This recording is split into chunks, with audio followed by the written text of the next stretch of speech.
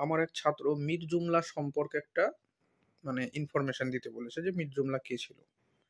তো মীর জুমলার কথা যদি আমরা বলি, প্রথমেই যেটা দেখবো যে ঔরঙ্গজেবের প্রধান যে সেনাপতি, তো সেই সেনাপতির মধ্যেই ছিল হচ্ছে মীর জুমলা। হুম। ঔরঙ্গজেব যে বাংলার সুবাদার করেছিল মীর জুমলাকে 1660 খ্রিস্টাব্দে। পরবর্তীতে এই বাংলার সুবাদার হওয়ার পর মীর জুমলা আসাম রাজ্য কিন্তু আক্রমণ করেছিল, অহোম, কোচ এই যে জায়গাগুলো আক্রমণ করেছিল। তো যাই হোক, পরবর্তীতে দেখা যাচ্ছে কি 63-তে অর্থাৎ 1663 খ্রিস্টাব্দে মশার কামড়ে মীর জুমলার মৃত্যু হয়েছিল। যদি বলা হয় মীর জুমলার ব্যাকগ্রাউন্ডটা কি ছিল, মীর জুমলা ছিল কিন্তু গোলকুন্ডার যে কুতুব শাহী ডাইনেস্টি, কুতুব শাহ, তো এই কুতুব শাহের মন্ত্রী ছিল। তো অন্তর্কলহের কারণে কুতুব শাহ তাকে বন্দি করেছিল। তো যখন প্রিন্স ছিল ঔরঙ্গজেব, তখন তো আমরা জানি যে ঔরঙ্গজেব দক্ষিণ ভারতেই ছিল। তো তখন গোলকুন্ডা যখন অভিযান করেছিল, তখন সেখান থেকে